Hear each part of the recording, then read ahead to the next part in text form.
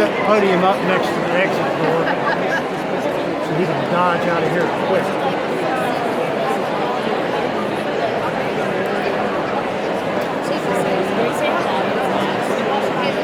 Supposedly hard close at 2:30.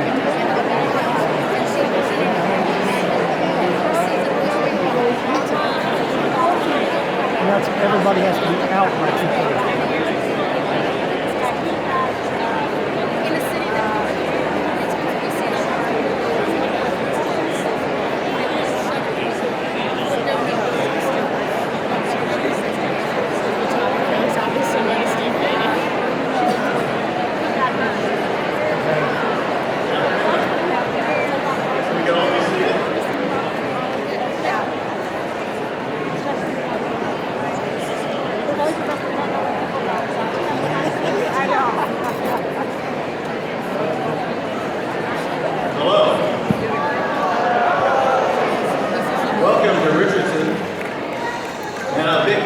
To the Richardson Independent School District for hosting today's town hall.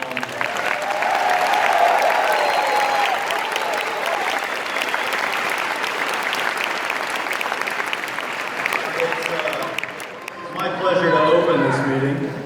I am Paul Velker, I'm the mayor of Richardson. And it's my pleasure to welcome our representative from the U.S. House of Representatives, the Honorable Pete Sessions. Nothing honorable about it.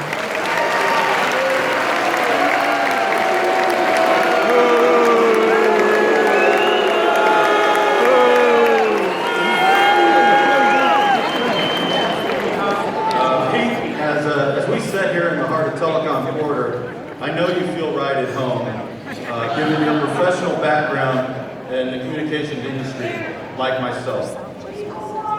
Your tenure representing the 32nd District has positioned you among your peers in several leadership roles, including the current and the very powerful House Committee of Rules. Congressman Sessions, you and your office do so much in regards to constituent services. I want to thank you. And you have been a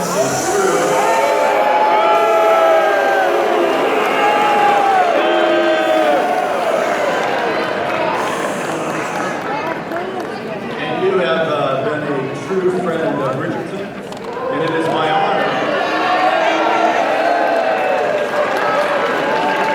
It is my honor to consider you and Karen my friend.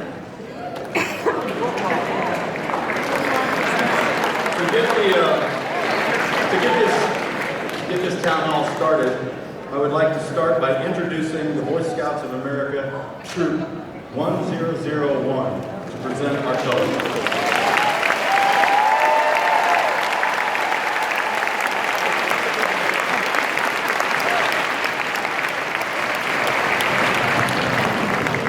Stand for the presentation of the colors. Color guard advance.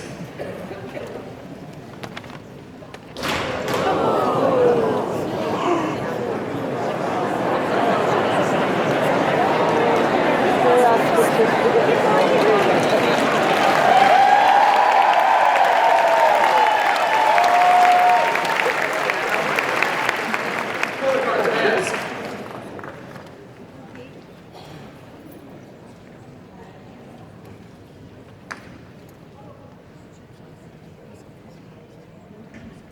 Hold. Prepare to post the colors. Present the colors.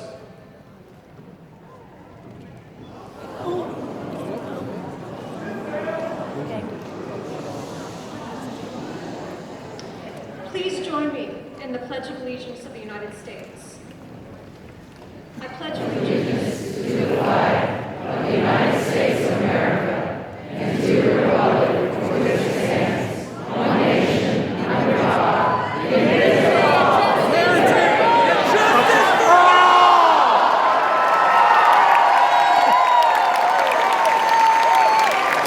Now, if you remain standing, please join me for the Pledge of Allegiance to the Texas state flag.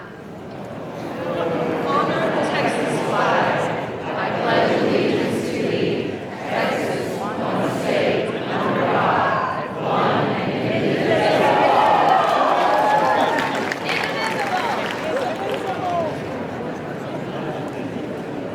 Color guard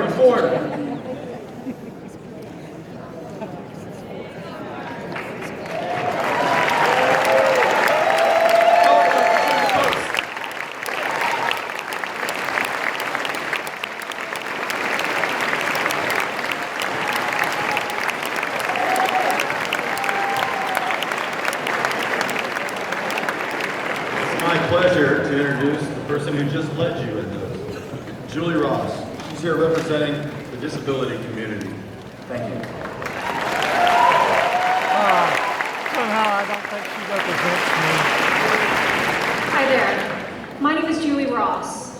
The last time I was in this auditorium, I was a student at Richardson High School. And I came here to hear Ross Perot speak in his run for president. 25 years later, I know she my doesn't interest in represent me. politics remains driven by my commitment to human rights. Disability rights are human rights. Disability rights are not a partisan issue. I'm not a Republican, nor am I a conservative. My connection to Congressman Sessions, besides the fact that I am his constituent, is that I too have a child with disabilities.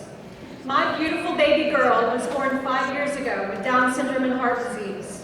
We were grateful for ACA protections that could not limit lifetime benefits.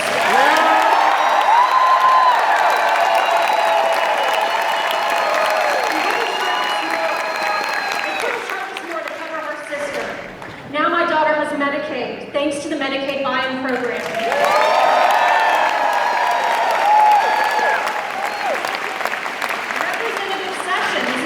Drafted this bill called the Opportunities for Families Act, which passed in 2006 and allows states to permit working and middle-class families of children with disabilities to buy into Medicaid. But Medicaid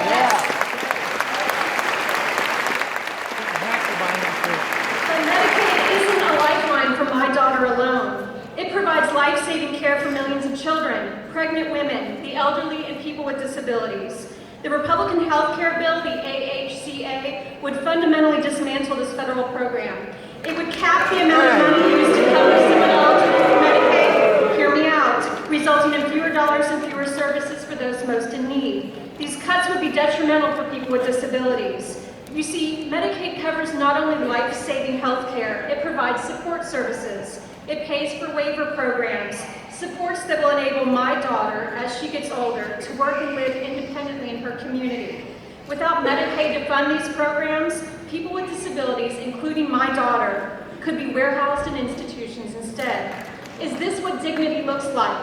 No! Hear this quote: of all forms of inequality, injustice in healthcare is the most shocking and inhumane. Those are the words of Martin Luther King Jr. Because Martin Luther King Jr. understood that healthcare access is a civil rights issue. Therefore, I respect the fact that Congressman Sessions has agreed to hear me, to let me speak with you. I think that's a testament to good faith.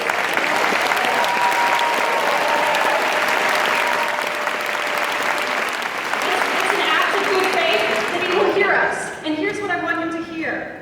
I call on the Congressman to oppose the AHCA.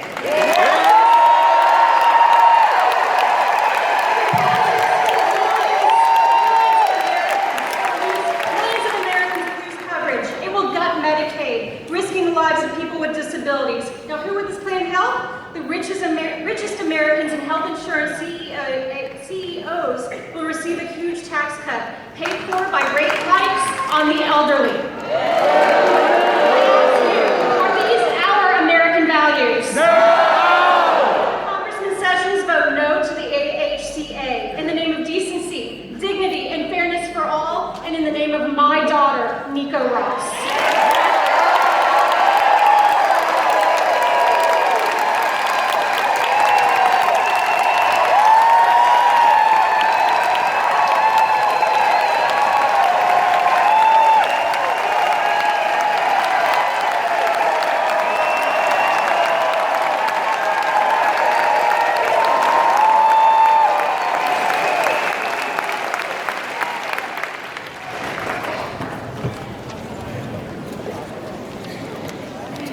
Ms. Ross, thank you so much for setting the tone for it.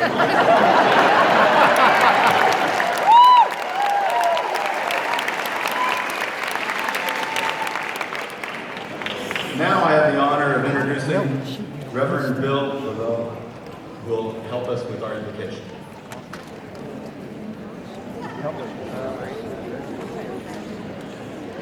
Thank you, Mayor Volker.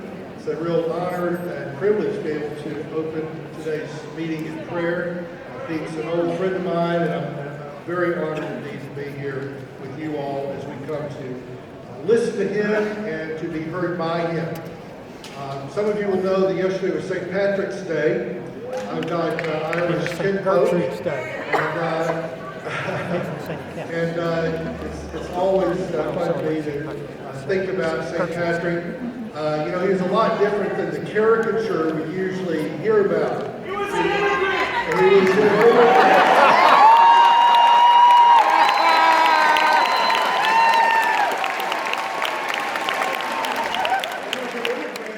He wound up in Ireland because he may have been Muslim. And taken there against his will as a young man to stay as a devoted missionary. He gave his life to the people of Ireland, including especially the poor and the disadvantaged. We don't know a lot about St. Patrick's personal life. We do know, however, we don't know whether he liked green beer, but we do know that he was a devoted man of prayer. Wrap it up! When I was getting ready for today's open time, I thought I would pray a prayer. Pete, we didn't come here to listen to you. We came here to listen to Pete. Let's bow our heads, please, and let's be quiet before the Lord as we pray. This is the prayer of St. Patrick. May the strength of God pilot us. May the power of God preserve us. May the wisdom of God instruct us. May the hand of God protect us. May the way of God direct us. May the shield of God defend us. May the host of God guard us. And because I'm a servant of Christ, like St. Patrick, let me add his closing words. May Christ be with us. May Christ be before us. May Christ be in us. Amen. Enough wasted time.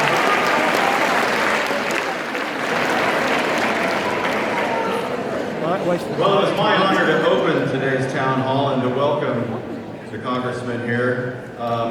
There's a group that wants to do the actual introduction, and I can't think of a better group. These are the gentlemen that are from Whiskers for Wounded Warriors. Please.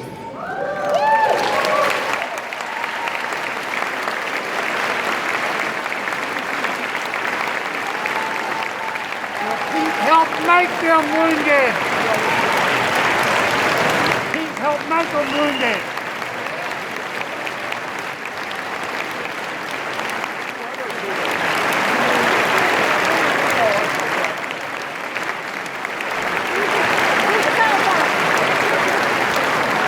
Pete, help make them wounded. We appreciate the opportunity to come and see all these Americans that love our veterans. Pete, did you know that I found out a while ago that we can't duck hunt in the city of Richardson?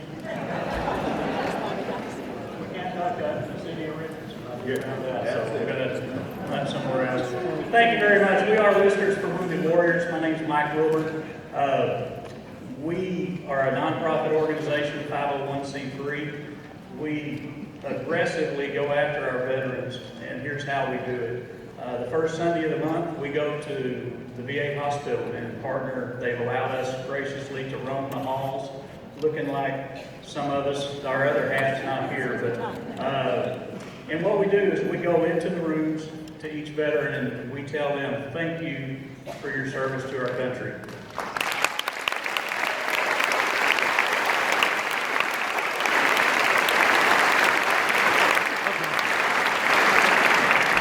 And the look on their face is priceless because they're looking up at a bunch of woolly mammoths laying in bed and thinking, all right, where's the other shoe's going to fall here? You know, he's either evicting me from my home or taking my car. But what we do, we spend time with them. We ask them right there on the spot, what need do you have right now? And what need do you have when you get out of the hospital?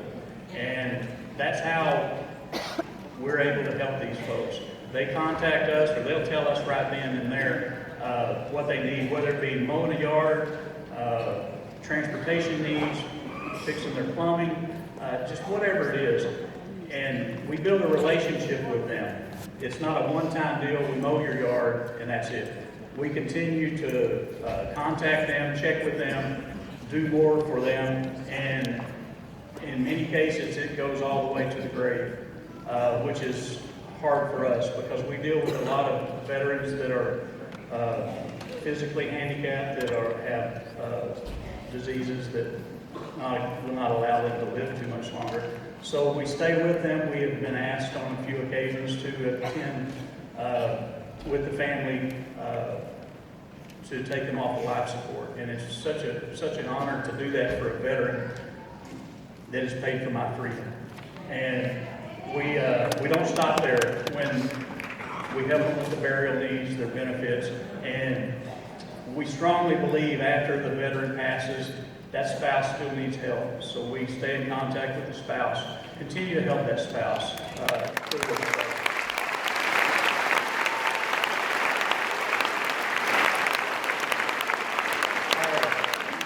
Our biggest disappointment for Whiskers, and you can ask anyone on my team, is when we cannot come through and meet the need that they have.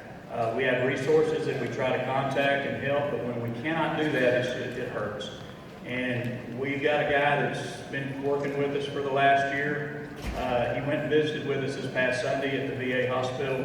He's seen the good, the bad, and the ugly of what our veterans are going through.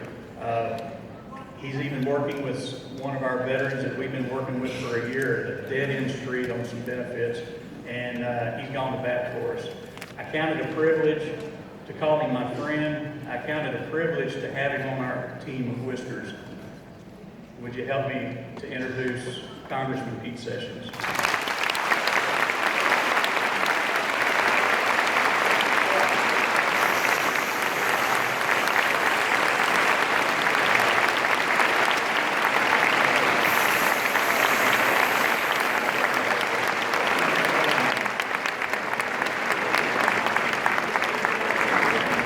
Thank you very much. Ladies and gentlemen, it's not a secret. There are a lot of people here who disagree with me and agree with me. But what I'd like to do is prove that we can do this well and right.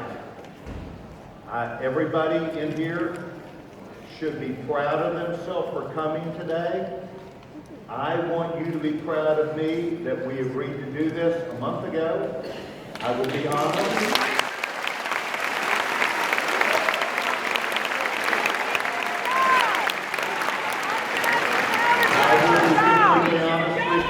Why should I be proud of you? It's your job. That's what we're talking about. That's So are you.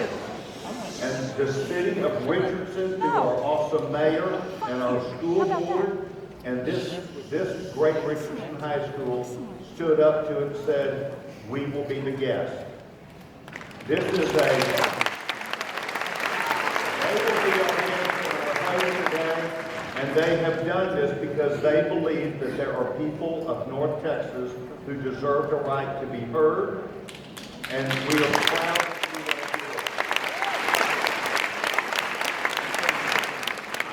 be here. I intend to be forthright and honest with you, and I encourage that from you too. But That'll be a special. I will tell you that I've done these for years, and every person that's in here, we need to respect equally.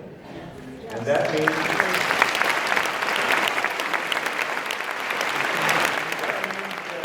if you're respectful, you can expect for people to be respectful back to you.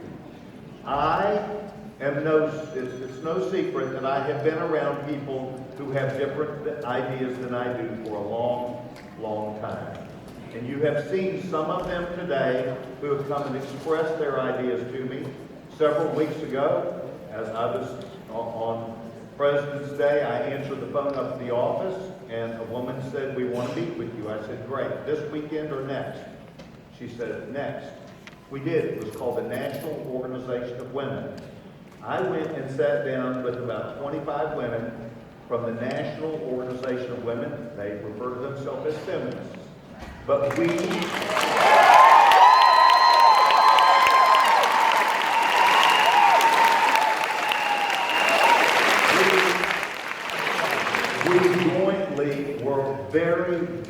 respectful.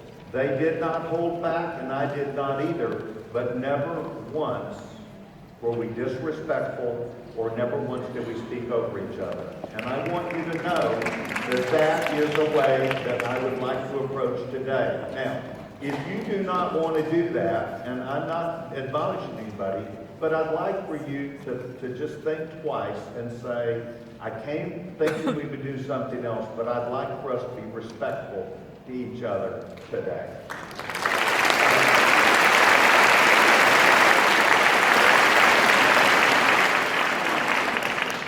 Those of you who know me know that I have a son in the top 1% or 2% academically, and a Down syndrome son in the bottom 2% academically. I have been used to seeing things in my life, some that are different phases than I am, and I've learned from both. I have learned from both of my young boys a lot. I have learned a lot from people in the community, and that's how I try and work across the community. I am going to cover some things today that some of you may not agree with, and really feel like that you came here for me to hear you, and I will. But I want to offer today a viewpoint that I have about at least one issue, and it's probably the major topic, and it is what is called the Affordable Care Act and the replacement therein. So, if we can allow me just a few minutes, we're going to spend the vast amount of time me hearing from you. And that is what I believe, and hopefully why you came today. So what I would like to do is first go to a slide that tells us about what is happening and the reason why the CBO has forecast GDP growth, and this was done in about 2009. And what it said is, if the Affordable Care Act were passed, we would by and large go into a circumstance where we did not grow our economy, which meant that from one perspective, healthcare is one thing, but the way they did healthcare was actually detrimental to job growth and job creation.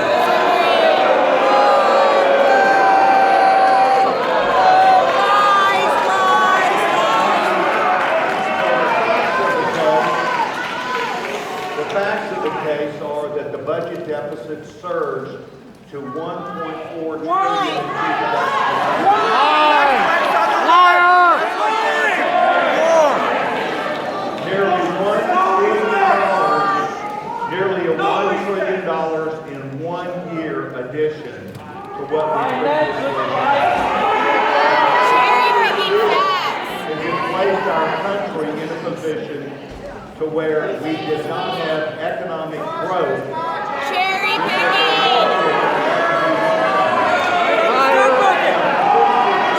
Dishonest!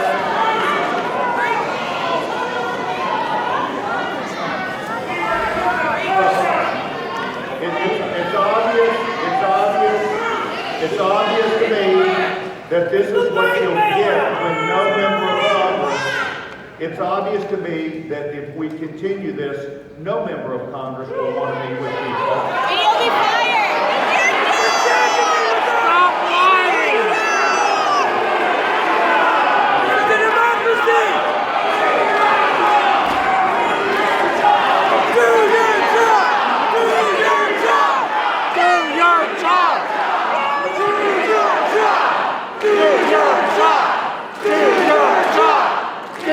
your job! gets told today by the media, and they come here,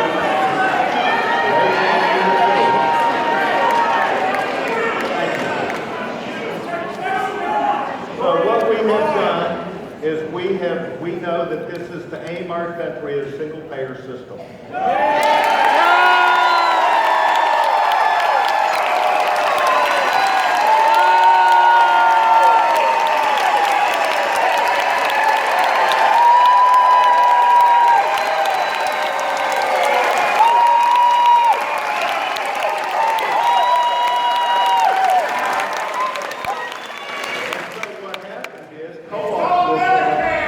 Healthcare for all!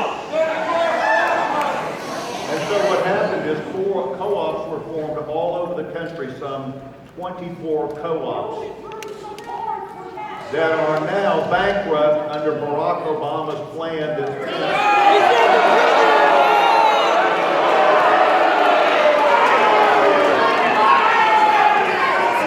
We're blaming Obama!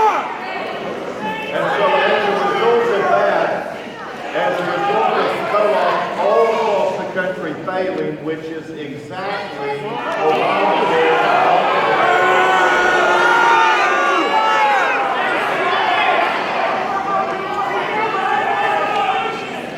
And so as a result of that, Congress needs to act because you can see the states that are without. Okay,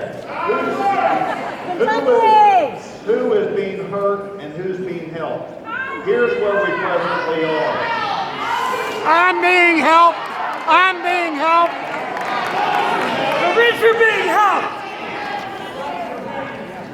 So, we recognize at the time this plan was done, in 2009, that the goal was to get 40 million people on Obamacare.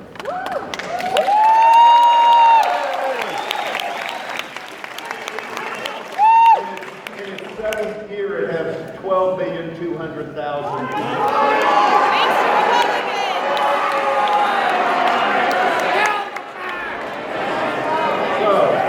We still have an obligation to make sure that of the uninsured people, that all of those people will have a fair opportunity to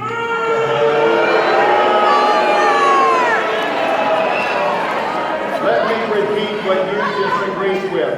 We believe the 30 million people need a fair opportunity to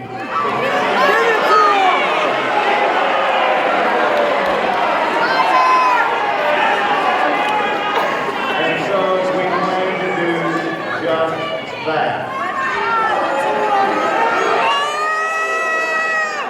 So, what are we trying to do? We are trying to bring back competition where the failed. You know what? I now understand why you're so frustrated. You don't know how to listen.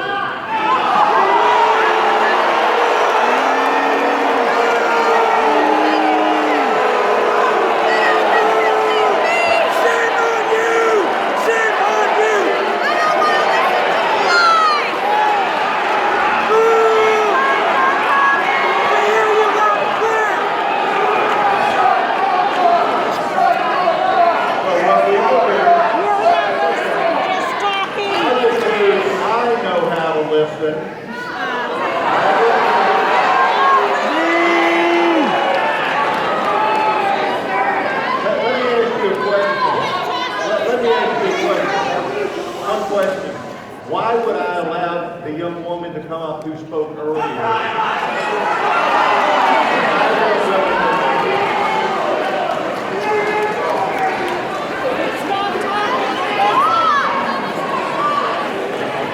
So, as a result of this, what we are going to do is we believe that there's a different approach, and that is what we're going to do.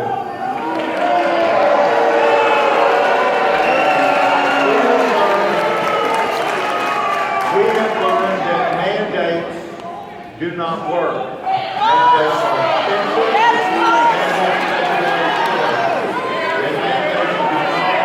Without the mandate, you can't. So we're going to go about changing this model. Learn that. We're going to provide a monthly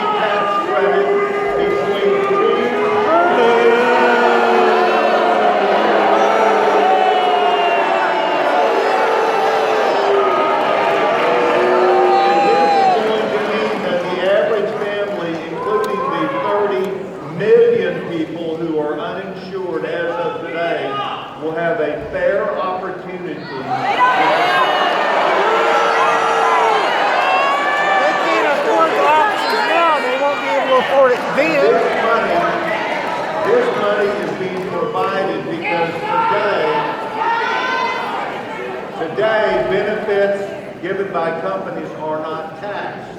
And we believe it is the fair thing to allow the middle class of this country, mostly people who are uninsured, to get an opportunity. You're not the majority of the uninsured. We next are going to make sure that every single person that is on Obamacare may continue for 2 years. Hopefully, as the transition takes place. And there will be a bucket of money, about $100 million, that would be given to states for them to make sure that they invest.